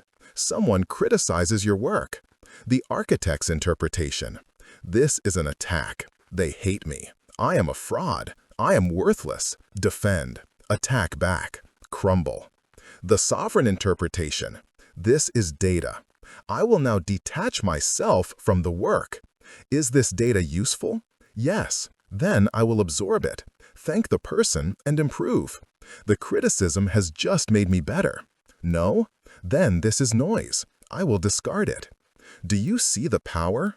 You are not changing the event. The workout is still hard. The fear is still real. The criticism still happened. You are changing the meaning. And when you change the meaning, you change the response. This is the true meaning of alchemy. You are taking the lead of your fear, your pain, and your failures, and you are transmuting them into the gold of your growth. Tool 3. The weapon of focus. Intention. Observation is defense. Reframing is counterattack. Focus is the assault. This is the offensive tool of the unbreakable mind. Your attention is your single most valuable and most finite resource. It is the currency of your life. For your entire life in the waking sleep, you have been giving it away for free to anyone and anything that asks. A notification, a piece of drama, a fleeting negative thought, a distraction. Your focus has been fragmented, scattered, and weak. A weak focus creates a weak mind. A strong, disciplined, and intentional focus is the single most powerful weapon you have. The unbreakable mind is a focused mind. It is a mind that can choose what it pays attention to and hold it there by an act of will. The architect hates this. The architect thrives in the chaos of a fragmented mind. Its entire strategy is distraction. It pulls you into yesterday's regrets. It shoves you into tomorrow's anxieties. It will do anything to get you out of the only place you have any power, right now. Focus is the practice of holding your mind in the present moment, on the one thing that matters, and keeping it there. This is a muscle. It is weak from disuse. You must train it. How? You stop multitasking. Multitasking is a myth. It is just the act of failing at multiple things at once. You will do one thing at a time. When you are working, you work. No phone, no 12 tabs. You do the atomic action you defined. When you are with your family, you are with them. No phone, no work. You are present. The workout for this muscle is simple. You will sit down to do your one thing. Write, work, read. You will commit to 10 minutes of pure single-task focus. Within 30 seconds, your mind will wander. The architect will whisper, "Check your email. Did you forget? I wonder." This is the moment of truth. The amateur believes he has failed. The master understands this is the workout. The rep is not the focus. The rep is the act of returning. The moment you notice your mind has wandered, you gently, without judgment, bring it back. "Ah, you're back."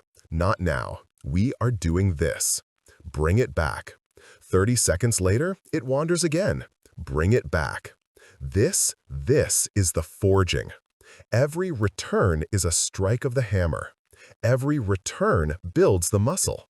Every return thickens the insulation of your unbreakable mind. This is the final piece. The observer creates the space. The interpreter chooses the meaning. The focused mind executes the action. This is the Trinity. This is the system. The result is not a silent mind. It is a sovereign one. The noise of the architect may still be there, but it is no longer the signal. It is just noise.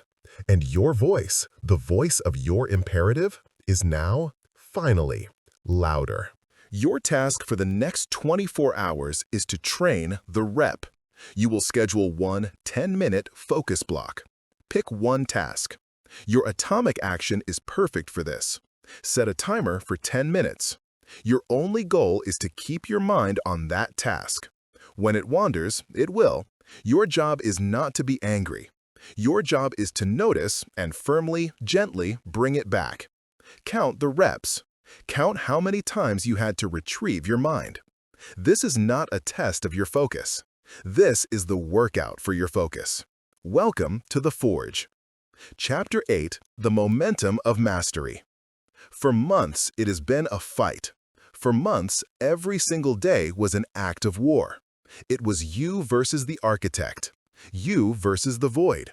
You versus the crushing, relentless gravity of your entire past. Every action was a conscious effort. Every choice was a battle. Every victory was won by a sliver, paid for with the currency of your full, undivided, and exhausting willpower. You gripped the tools. You held the line. You forged your mind. You were the blacksmith, sweating at the forge, striking the hot iron day after day. The work was loud, brutal, and clumsy. And then, one day, it changes. You wake up and the fight is gone. You go to do the work and the resistance is not there. The architect's voice, once a scream, is now a whisper. And your voice, once a hope, is now the horizon. You have been so focused on the friction that you have not yet recognized the flow. You have been so focused on the climb that you have not yet realized you are flying. This is the next stage. This is the ascent. This is the momentum of mastery. This is the state that has been promised. This is the reward. This is the phase where the work finally becomes you. You have, through the sheer, repetitive alchemy of daily action, crossed an invisible threshold. The votes have been cast. The election is over. A new government is in charge. The identity has shifted. The you that had to try to be disciplined is gone. He has been replaced. He has been replaced by a you that simply is. You are no longer a person who is trying to write. You are a writer, and a writer writes. It is not a debate, It is not a choice. It is not an act of willpower. It is an output of your identity. It is an act of breathing. You are no longer a person who is trying to be healthy. You are a healthy person.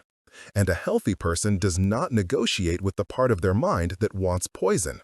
The negotiation is over.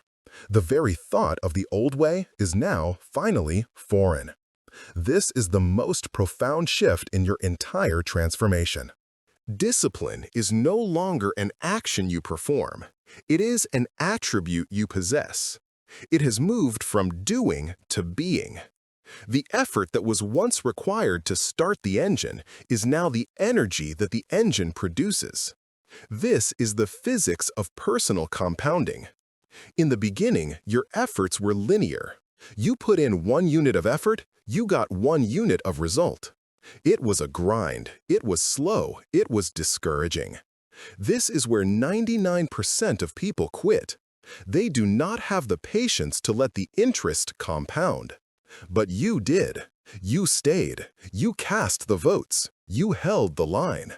And now you have entered the magical, mathematical phase of the curve. Now you put in 1 unit of effort and you get 3 units of result. You put in 1 more, you get 10. Why? Because your success is no longer isolated. It is feeding itself. Your new physical health gives you a sharper, clearer mind. That clear mind allows you to do deeper, more focused work. That focused work creates better results, which enhances your confidence. That confidence improves your relationships. And those stable relationships give you the emotional peace to invest back into your health. This is the upward spiral. It is the polar opposite of the drift that defined your waking sleep. It is a self-sustaining, self-accelerating, and self-perpetuating system of growth. This is momentum. You are no longer the one pushing the boulder up the hill. You are the boulder, and you are now rolling down the other side, accelerating and becoming an unstoppable force. And a strange, new, and beautiful thing is beginning to happen. You are experiencing intuitive execution. Think back. In the beginning, every choice was a manual calculation. You had to be on the observer's perch, consciously, deliberately. You had to force the reframe. You had to fight for focus. It was a clunky 12-step process to simply not hit the snooze button. Now it is automatic. The reps you performed in the forge have done their work. You have carved a new freeway in your mind, and it is a masterpiece. You no longer think about the right choice. You just make it.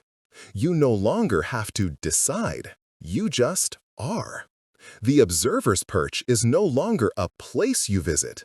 It is your home. It is your default state. You can hear the architect's old, pathetic whispers in the distance, but you are no longer triggered by them. You do not have to fight them. You do not even have to observe them. You just are. You are the sky, and those thoughts are just clouds. You are no longer concerned with them. This intuitive execution is the state of flow that masters of their craft describe. The musician is not thinking about the next note. He has become the music. The athlete is not thinking about the angle of the shot. He has become the action. And you are not thinking about your new life. You have become your new life. And this leads to the final and most powerful sign of mastery, the reversal of gravity.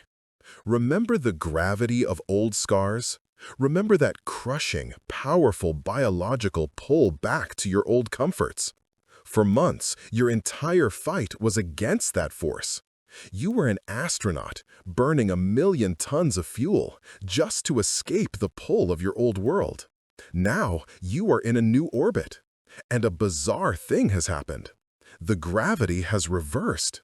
It no longer takes effort to do the right thing. It now takes effort to do the wrong thing. Sleeping in feels bad.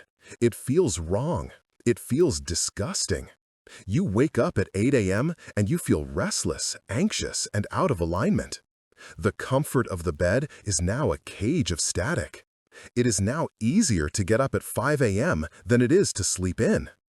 Eating the old toxic food feels bad. The pleasure you once associated with it is gone. You eat it and you feel slow, foggy, and weak. Your new baseline of energy and clarity is so high that the high of the junk food is now, by comparison, a profound low. It is no longer a reward. It is a punishment. Wasting time feels bad. Scrolling feels bad. Engaging in gossip, in negativity, it all feels heavy, grimy, and beneath you. This is the ultimate victory. Your new, high-performance, aligned identity is now your default state. It is now your home.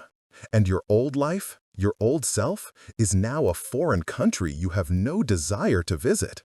The void that you once filled with distractions is now no void. It is space. It is clarity. It is peace. It is the canvas on which you now, finally, get to create.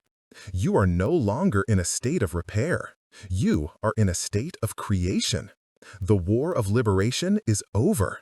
The great, glorious work of building the empire has just begun. This is the momentum. It is the momentum for all the friction. It is the prize at the end of the forge. It is the proof that the system works. You are no longer the architect's prisoner. You are no longer the drift's victim. You are the master. Takeaway: the state of mastery is not an end. It is a beginning. You have escaped gravity. You are now in orbit. The trap of mastery is complacency. It is the belief that you are done. It is the success ambush, Chapter 6. Your task for the next 24 hours is to protect this new state. You must honor this new momentum. You will do this by raising the stakes. Your old atomic action was about repair. Your new atomic action must be about growth. If your old habit was write for 10 minutes, your new one is write for 10 minutes and share it. If your old habit was do 10 push-ups, your new one is do 10 push-ups and add one more. You are not maintaining. You are compounding. Recognize the new baseline. Feel the flow, and then lean into it. Your reward for the work is more work, but this time it is not the work of escape. It is the work of ascent, and you are just getting started. Chapter 9. The Resonance of Your Design. For your entire life, you have been a mirror. You have been a passive surface, merely reflecting the world that was projected onto you. You reflected the expectations of your family. You reflected the anxieties of your culture. You reflected the distractions of your environment. You reflected the fears of the architect. Your identity was not a source. It was a rebroadcast. When you were in the waking sleep, you were a mirror covered in dust. You gave back a dull, distorted, and uninspired version of the world. When you were in the crucible, you were a mirror cracking under pressure. You were fighting your own reflection. Now, in the state of mastery, something has changed. The transformation is so profound, so total, that the physics have altered. You are no longer a mirror. You have become a lens. A mirror only receives and returns. It is passive. A lens gathers, focuses, and projects. It gathers the scattered, chaotic light of the world. It focuses it through the singular, powerful point of its own imperative, and it projects it back out as a coherent, concentrated, and powerful beam. A beam that can cut, a beam that can build, a beam that can illuminate. This is the ascent. This is the shift from an internal battle to an external impact. You have changed your design, and when you change your design, you change your resonance. Resonance is the unseen vibrational frequency that you emit into the world. It is the wordless message you send long before you ever speak. It is the quality of your presence. In your old life, your resonance was weak. It was a frantic, staticky, and confusing signal. It was a signal of maybe, a signal of apology, a signal of need. You were resonant with distraction, with low-level drama, with other drifters. Your new resonance? It is clear. It is powerful. It is clean. It is the single, deep, unwavering note of your North Star. It is a signal of certainty, a signal of discipline, a signal of sovereignty. And this new signal is now shaping the world around you. You have spent so long, justifiably, focused on your own inner world that you have not yet turned around to see what your new outer world looks like. You are about to be shocked. You are no longer just acting on the world. You are affecting it, simply by being who you are. This resonance manifests in 3 immediate, tangible, and transformative ways. 1. The reshaping of your relationships. This is the first and often most painful consequence of your new design. When you change your frequency, you can no longer hear the old stations, and they can no longer hear you. The people in your life, your friends, your family, your colleagues, were all tuned to your old signal. They were comfortable with the drifter you. They knew that person. They had a relationship with that person. Many of them relied on that person. They relied on your weakness. They relied on your passivity. They relied on your fineness. Your own lack of boundaries made them feel more secure. Your own lack of discipline made their own excuses feel more valid. You were, in essence, a co-conspirator in their own waking sleep. You were all mirrors, reflecting each other. Now, you have become a lens. And when you project your new, clear, focused beam of intention, it is blinding to those who are still in the dark. It is a threat. Your new discipline is a mirror to their lack of it. Your new health is a judgment on their neglect. Your new boundaries are an insult to their expectations. They will not say this. They cannot. They do not have the language for it because they are still asleep. So, they will use the architect's tools. They will use gravity. You've changed. This is not a compliment. This is an accusation. You're not fun anymore. Translation: you are no longer validating my own self-destructive habits. Who do you think you are? Translation: your new strength is making me profoundly uncomfortable. This is the great, painful filtering. Some people will run from your new light. They will call you obsessed, selfish, too intense. They will drift away, seeking other, more comfortable, dusty mirrors to reflect their own inertia. You must let them go. This is not an act of cruelty. It is an act of physics. You cannot save someone who does not want to be saved. You cannot give your resonance to someone who is not ready to receive it. Your job is not to dim your beam to make them feel comfortable. Your job is to find the people who are searching for that light, because they are coming. This is the other side of the physics. As the old relationships fall away, a new space is created. And into that space will flood people who are on your new frequency. Other builders, other masters, other lenses. People who are not threatened by your strength, but attracted to it. People who do not want your passive comfort, but your active challenge. People who will not enable your weakness, but demand your greatness.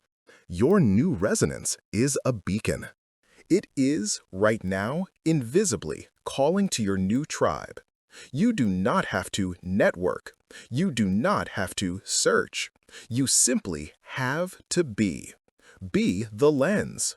Be the source, and the world will reorganize itself around you. 2. The recalibration of luck.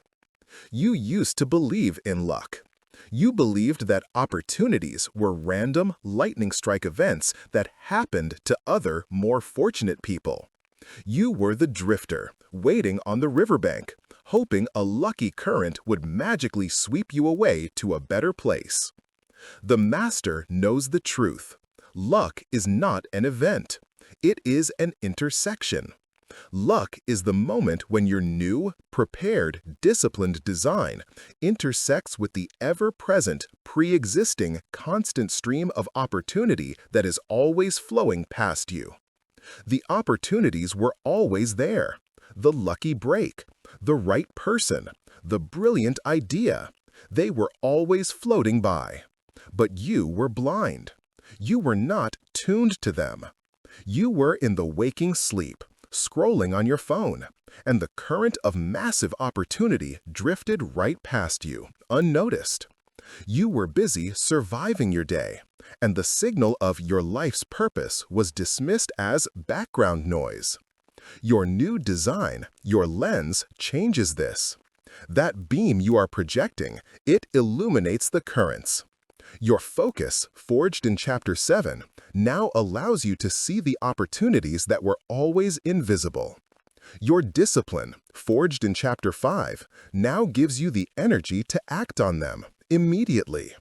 Your resilience, forged in Chapter 6, now gives you the courage to pursue them, even when they are hard. What the drifter calls a lucky break, the master knows was the inevitable result of 1,000 unseen, disciplined daily choices. It was the luck of being awake at 5 a.m. to see the path no one else saw.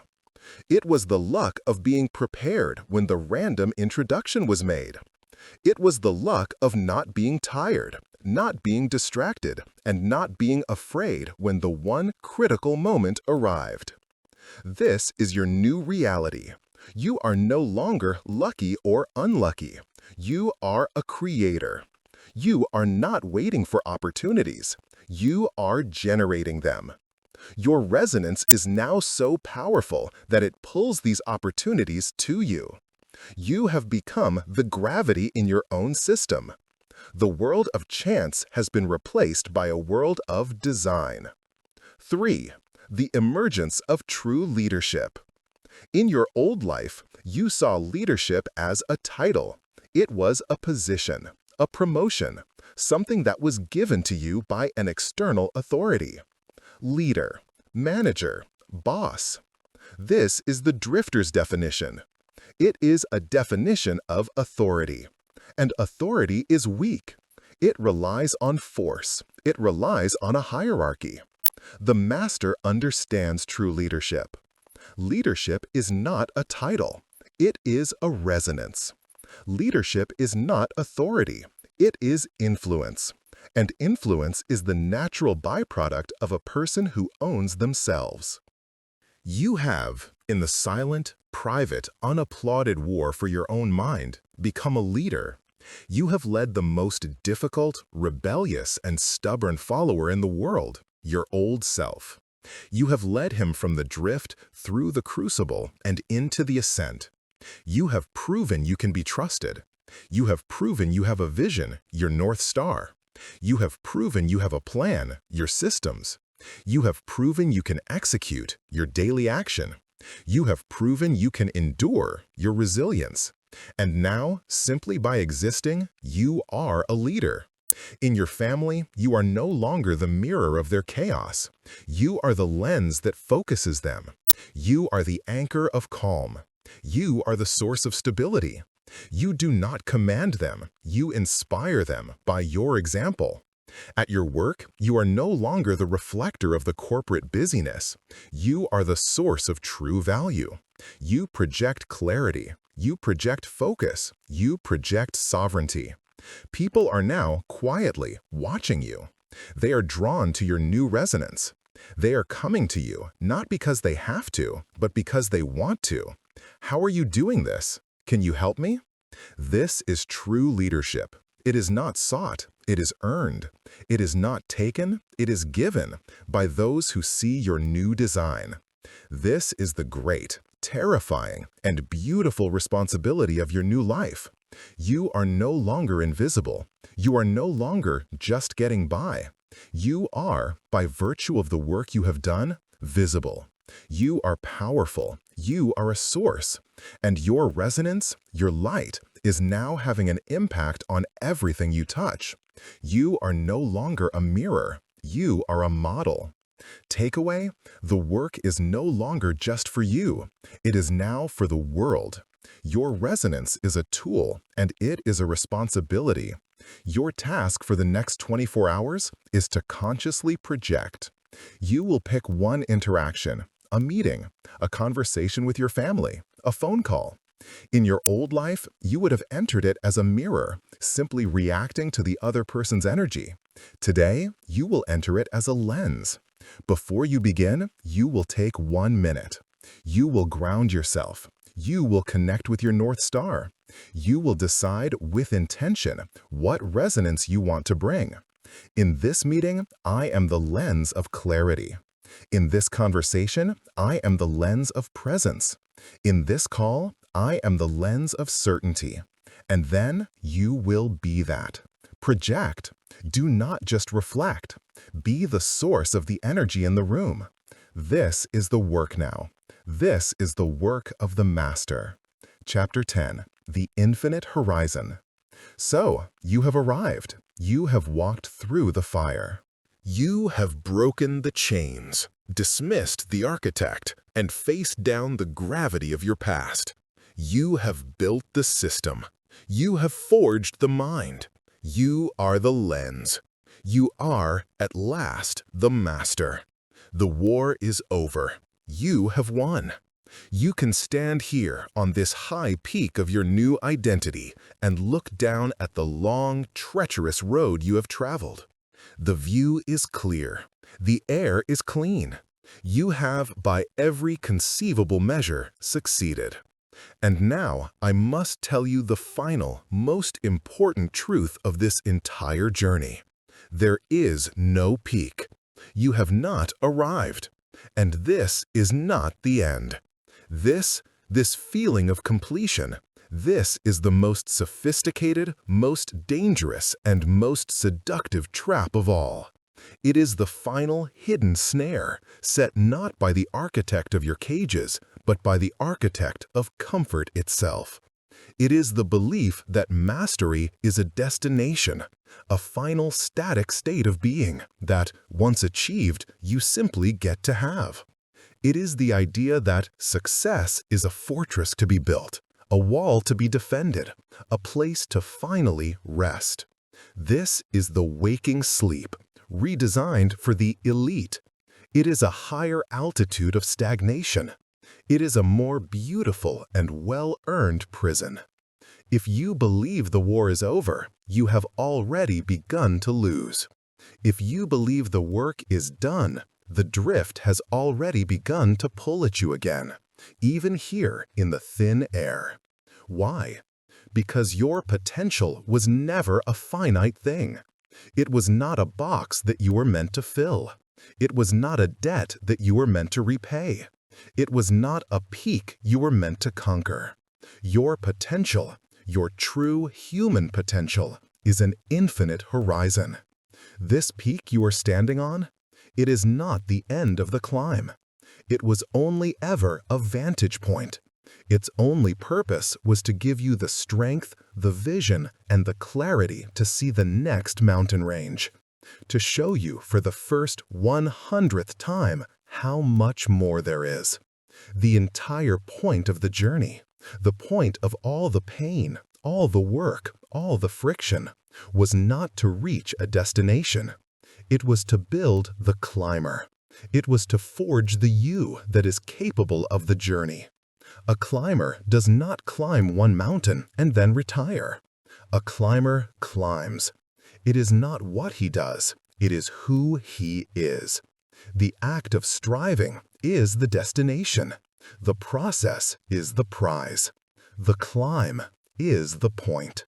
This is the great redefinition of your life. You are no longer in the business of fixing. You are no longer in the business of repairing. You are no longer in the business of becoming. You are now, and for the rest of your life, in the business of evolving. The game has changed. The old game was survival versus stagnation. The new game is growth versus infinity. You must let this truth settle into your bones. The you that you are right now, this strong, disciplined, focused, sovereign master, is not the final product. This you is the starting platform. This you is the vehicle you have just spent 10 chapters building. You have built a ship. You spent your whole life in the waking sleep, trapped on a tiny, familiar island, staring at the water, terrified of the storms. In the crucible, you learned to chop down the trees, to face the splinters, to read the stars. In the ascent, you built the hull, you stitched the sails, you forged the rudder, and now the ship is built. It is strong, it is sound, it is yours, and it is, finally, ready. And you are standing on the shore admiring it. Look at this ship, it is perfect. But the ship was not built to be looked at. A ship is not for the harbor. A ship is for the sea. The entire purpose of the ship is to leave the shore, to sail past the breakwater, to point its bow toward the infinite horizon and go. To risk the very thing you have just created. To put your new mastery on the line. To face new storms, bigger storms. To seek out new resistance, to find the next edge of your own capabilities. This is the final mandate. This is the responsibility of your new power. Your old life was about comfort. Your new life is about growth. And growth always, only, and forever happens at the edge of your comfort. Your new baseline is extraordinary, but you must, by design, make that new baseline your new average. And you must immediately begin to seek the next level of extraordinary. The architect of your cages is gone, but a new, more subtle manager will try to take his place. The manager of mastery. His job is not to put you in a cage. His job is to put you in a museum. He will whisper, "Preserve this, protect it, don't risk it. You've earned this, don't spoil it, don't break this perfect new identity. You are a writer, just keep writing, don't try to lead. You are a leader, just keep leading, don't try to build. You are a builder, just keep building, don't try to innovate." He is the voice of stasis, the voice of preservation. And in a universe whose only law is growth, the act of preservation is the beginning of decay. The moment you stop creating your identity, you begin coasting on it. And the moment you are coasting, you are drifting. The war is never over. It simply changes. The enemy is no longer without. It is within. The new enemy is complacency. The new enemy is satisfaction. The new enemy is the you of yesterday, no matter how great he was.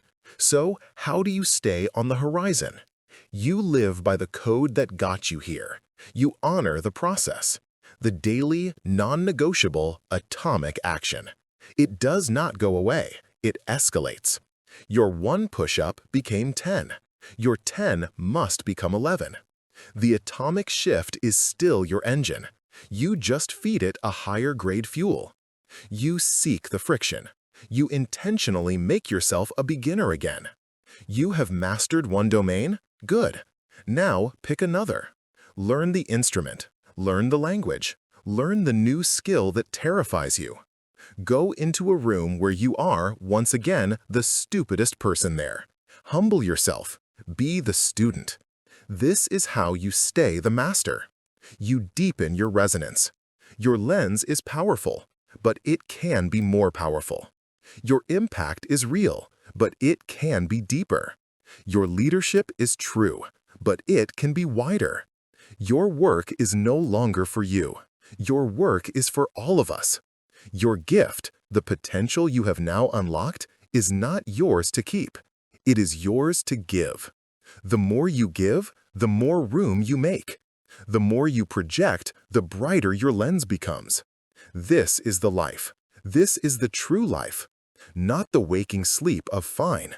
Not the brutalist war of the crucible. but the glorious, generative, and infinite climb of the ascent. It is a life without a finish line. It is a life defined by the horizon. It is a life where who you are is never as important as who you are becoming. This is not an end. This is not a conclusion. This is a commencement. You are standing on the shore, at the helm of the ship you built. The ship is called sovereign. The ship is called mastery. The ship is called you. And the entire ocean is waiting. The ache of the drift is gone. It has been replaced by the pull of the horizon. It is the call to evolve. It is the mandate of your own unlocked potential. You are awake. You are forged. You are free. The waking sleep is over. The real work, the glorious work, has just begun. Now, go. Evolve.